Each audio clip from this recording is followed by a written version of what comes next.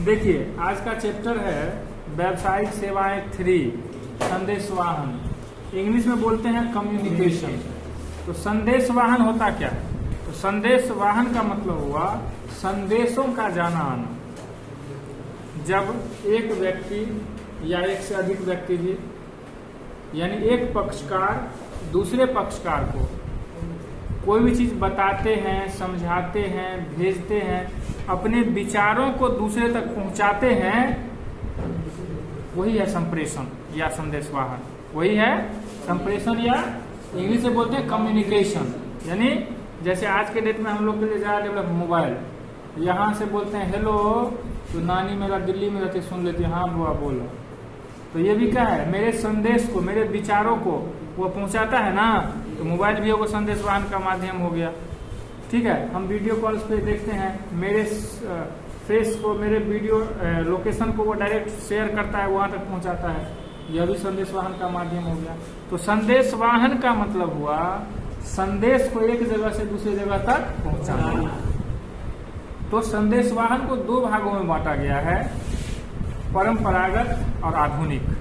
परंपरागत को बोलते हैं ट्रेडिशनल कम्युनिकेशन। क्या बोलते हैं? ट्रेडिशनल कम्युनिकेशन मीडियम, जिसे हिंदी में हुआ परंपरागत या पुरानी विचारधारा, पुरानी व्यवस्था। समझे बात को? तो पहले जो संदेशवाहन का माध्यम था वो क्या था? तो पहले जो संदेशवाहन का माध्यम था उसमें था डाक एवं तार सेवाएं। क्या था? डाक एवं तार सेवाएं में 3 चीज आता था। डाक एवं तार से पहला था पत्राचार्य। क्या था? आप लोग अभी भी फॉर्म भरते हैं तो उसमें लिखा होगा पत्राचार्य, कोरेस्पोंडेंस बोलते हैं। जिसमें पत्राचार्य में क्या होता था कि पत्र को भेजने के लिए आपका एड्रेस होता था, आपका जो पहचान होता था, समझे बात को, उसको पत्राचार्य के माध्यम से भेजा जाता था आपके एड्रेस पे। ये हो गया पत्राचार्य। दूसरा हो गया तार सेवाएं, जिसको बोलते टेलीग्राफ सर्विस। क्या बोलते थे? टेलीग्राम हुआ वही तार, और उसका सेवा का नाम था टेलीग्राफ सर्विस। जिसमें क्या होता था, चिट्ठी एक जगह से दूसरे जगह तक भेजा जाता। क्या होता था? लिखाता था चिट्ठी, और यहाँ से हम मेरे दादाजी थे नौकरी करते धनबाद में, तो पापा लिख करके ऐसे उनके एड्रेस पे भेजते थे, धनबाद पहुंच जाता था, और वो भेजते थे तो यहाँ। लेकिन ये परंपरागत माध्यम था ना, पुरानी विचारधारा था। मेरे दादाजी की जो माँ डेथ कर गई, ठीक है, मेरे दादाजी की माँ, तो ये नौकरी कर रहे थे, तो मरने के बाद यहाँ से चिट्ठी लिखाया कि तुम्हारी माँ डेथ कर गई। तो उनको सब काम खत्म होने के बाद उनके पास चिट्ठी पहुंचा कि मेरी माँ ठीक है। तो फिर वो आए, तो ऐसा व्यवस्था था, पुरानी विचारधारा थी, कोई व्यवस्था ही नहीं था। अब आज के डेट में ना डेवलप हो गया है। तो दूसरा हो गया तार। उसके बाद उससे थोड़ा डेवलपमेंट हुआ तो आ गया दूरभाष, जिसको हम टेलीफोन बोलते हैं।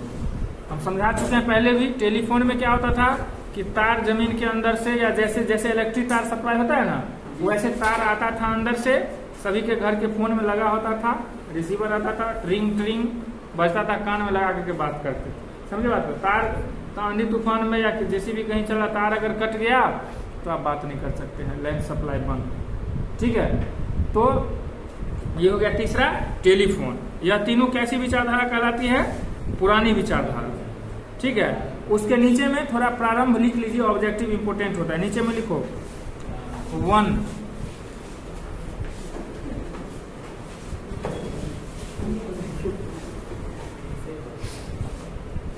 लिखिए डाक सेवाओं का प्रारंभ 1837 में हुआ था।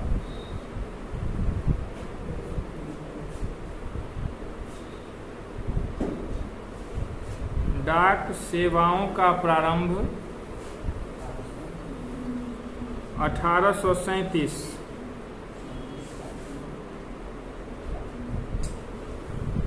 ठीक है।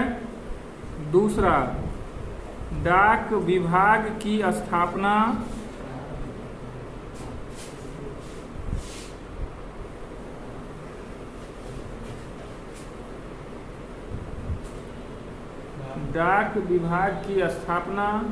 1854 में हुई थी। ये हम भारत की बात कर रहे हैं, समझे? डाक विभाग की स्थापना 1854 में हुई थी।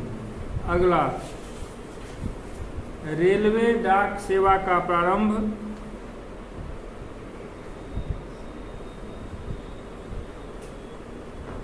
रेलवे डाक सेवा का प्रारंभ 1907 में हुआ था।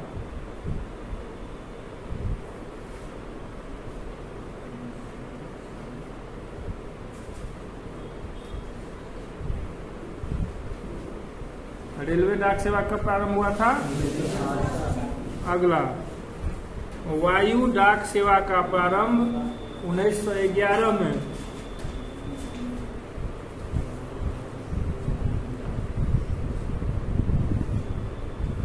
वायु डाक सेवा का प्रारंभ 1911 में। नेक्स्ट,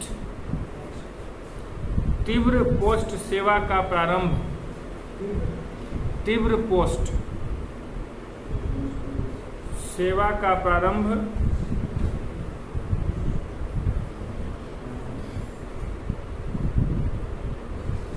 1986 में। तीव्र पोस्ट को ही स्पीड पोस्ट बोलते हैं, जो अभी भी चल रहा है। कल भी मैं एक दवाई कोरियर करवाया हूँ, स्पीड पोस्ट। समझे बात को? यह बहुत कम समय में सामान को एक जगह से दूसरी जगह पहुंचा देता है। तो यह था आपका परंपरागत संप्रेषण या संदेशवाहन का माध्यम। समझ गए सभी? कोई दिक्कत? देखिए, पहला हम बोले हैं कि भारत में एसटीडी 1960 में प्रारंभ हुई। लिख लिए सभी? अगला है, भारत में आईएसडी 1986 में प्रारंभ हुई।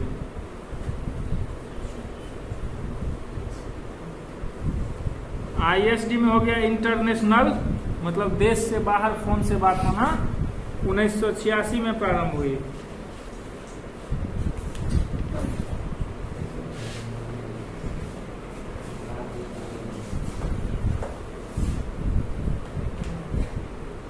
ठीक है।